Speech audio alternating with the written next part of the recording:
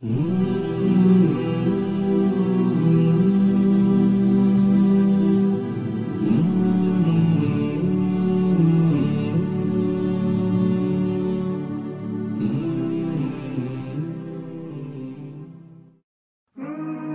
says in the Quran, "La tansa nasibaka min ad-dunya." Do not forget your portion of the dunya. Imam Qurtubi says that your portion of this dunya is your kafan.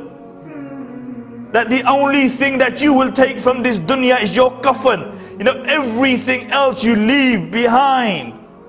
Your car, your bank balances. You take nothing. Your popularity, your fancy scarves, your nice homes, your nice garments, everything remains behind. What you go to in the grave is those two kafans. That's it. And this is a reality of the dunya. But we are often deceived by the dunya. One of the most beautiful examples, and I've given this example 100 times, of the reality of the dunya is the example given by Imam Ghazali rahimahullah about the dunya. He speaks about a man who's walking through the jungle. And whilst he's walking, he looks behind and he sees a lion chasing him. And he runs. And he comes to a well. And he jumps into the well. And whilst he's falling, he manages to hold onto some rope. And he breathes a sigh of relief. And looks up, he sees the lion hovering over him, waiting for him. And he looks down, and beneath him is a large serpent with its mouth open, waiting for him to fall. And the only support he has is the rope. And after a little while, he sees a black mouse and a white mouse set upon the rope, and they begin to nibble it. Above is the lion, beneath is the serpent, and the only support he has is the rope. And now that's being nibbled at. And in front of him, he sees this honeycomb. And he looks at this honeycomb. And then he sticks his finger into that honey.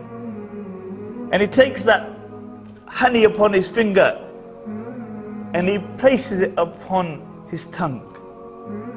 And the sweetness of the honey momentarily makes him forget the lion, the snake, and even two mice.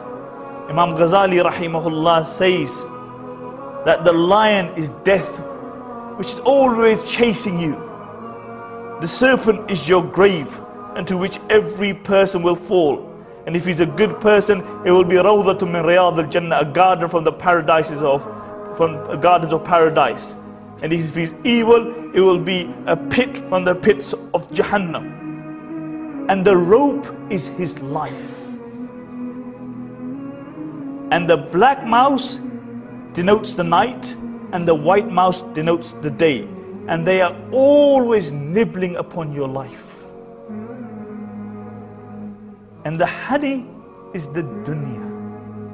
A man tastes the sweetness of the dunya, and he forgets death. He forgets the grave. He forgets a day will come that he will die and he will have to stand in front of his Creator. This is the reality of the dunya.